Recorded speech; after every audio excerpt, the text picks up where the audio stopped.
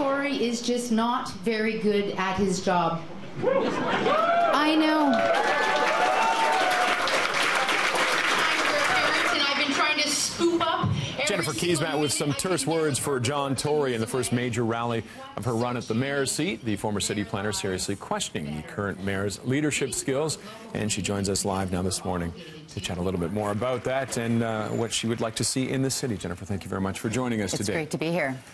You guys have not, you haven't pulled any punches. Both sides have been some strong words from the mayor as well, from John Tory. Is this going to be a rough and tumble campaign? Well, it's going to be a campaign about a choice, and I think part of what you do in a campaign is you put that choice before the voters, and the voters decide. So I'm coming forward with an approach that is about being bold, it's about being visionary, it's about getting things done.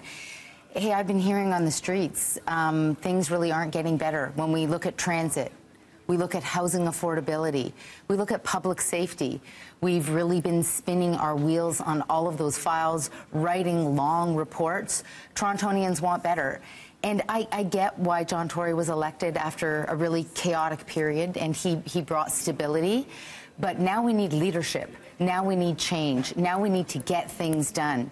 On all of these files, we need to be doing more, and people are, rallying around that recognition. What do you bring that would make it different then? How do you change things? We've stagnated on transit essentially for 8 years. Nothing has changed. What could you do that would change that?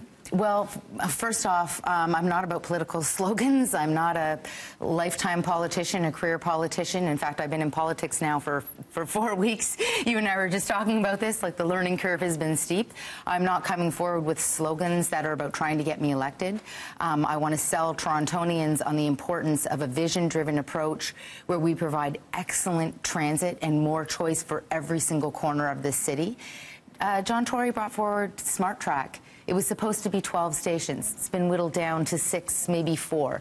It was supposed to be 53 kilometers of new track. No new track. There was supposed to be an alternative financing mechanism. Instead, a $1.4 billion price tag for taxpayers. So here we had a promise. It was a slogan. It was supposed to help. That kind of approach doesn't work. That's not what I'm about. I'm not bringing forward slogans. I'm bringing forward real solutions that can be implemented. Now, would you prefer a smaller council or a larger council?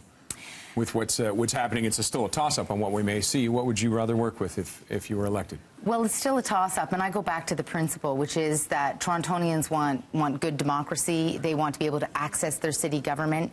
This is what's so special about local government, is that people can bring their passion and their energy and their ideas to their local councillor. They can get stuff done.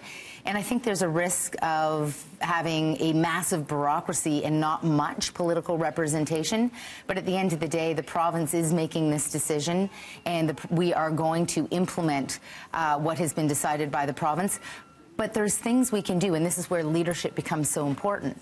There's things that we can do in order to strengthen how Torontonians can participate in the decision-making that's happening on their local street and in their local neighborhoods. And what could you do? I mean, you've said the mayor was somewhat ineffectual when it came to how the province has handled the reduction. What would you have done differently? How would you have handled it? Well, first off the bat, you make it really clear that you're standing up for Toronto, standing up for the interests of this city, and putting a stake in the ground is often a very important thing to do. I did this as chief planner when we were working on projects like the Eglinton Crosstown, and the province wanted to reduce the number of stations, and we showed up and said, no way, hold on a minute. These are the implications. People who now have good transit access will no longer have transit access because there won't be a stop in their neighborhood. We went to the table immediately. We spoke forcefully with a strong reason for why this wasn't in the interests of Toronto. The goal at that point of Metrolinx was to move the trains really quickly. Well, if you live in Toronto, you don't care if there's a fast train going through your neighborhood, but you can't get on it. Yeah. So we went to the province and we got every one of those stations restored. And that was about the interests of Torontonians having access to transit. So that's the kind of thing you do. That's what I did in the past as chief planner. Jennifer, thank you very much for joining us today. We appreciate it. Great to be here. Let's head back upstairs now to Mel.